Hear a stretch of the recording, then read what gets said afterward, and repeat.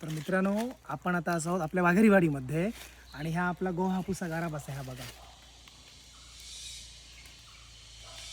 ह्या आमचं झाड वडिलोपार्जित म्हणजे खूप जुना आंब्याचा झाड असा. आणि गोहापूसचा आंबो ह्यो हापूसही खूप सुंदर लागतं आणि त्याचा सुगंध पण प्रचंड येतात. गोहापूसचे आंबे जून झाले ना की ते झाडपिकी आंबे खाली पडायला लागतात. तर मी तुमका दाखवते झाडपिकी आंबे कसे असतात ते.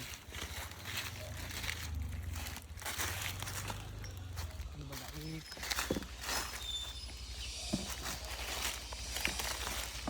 कितीतरी आहोत, भरपूर पडले. किती असत बघा.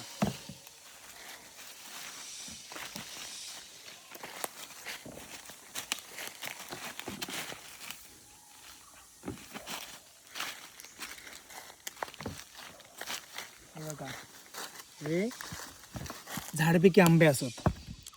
आणि मित्रांनो, ह्याचं सुगंध एवढं सुंदर येतं ना. आणि हो आंबो कापल्यावरती पण खूप भारी लागतं. मी आत्ता एक आंबो इकडे खाऊन टाकलेला आहे अर्धो, पूर्णपणे भरीव आंबो असा. आणि सगळ्यात प्लस पॉईंट हो असा ह्या आंब्याच्या झाडाचं, की ह्या आंब्याच्या झाडात आम्ही खत पाणी काहीच घालणं नाही, फवारणी पण नाही, कल्टर फल्टर काही एक नाही, ते आपणच लागलेत बघा. आणि आता या ठिकाणी हे उतरणी इली या एक पोचवली, आता दुसरी उतरणी येतली. तर ती दुसरी उतरणी इली का आम्ही तुमका दाखवतो.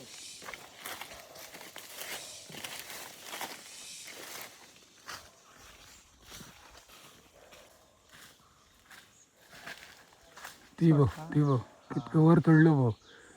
चालू असं काढणं. हे सध्या थोडेसे काढलेले आहेत. हे बघा कसला मोठा फळ झाला बघा. आणि एकदम काय म्हणतात ते केमिकल विरहित ह्यो आंबो असा गो हापूसचो. आणि ह्यो खूप महाग जाता आंबा. हापूसपेक्षा पण ह्याचो दर थोडंसं जास्त असता. म्हणजे हापूस जर समजा उदाहरण 500 ना, ह्याचो दर 800 रुपये डझन असता. म्हणजे एवढं महाग ह्यो गो हापूस आंबो जाता. कधी कोकणात येलात तर गो हापूस आंबे नक्की ट्राय करा.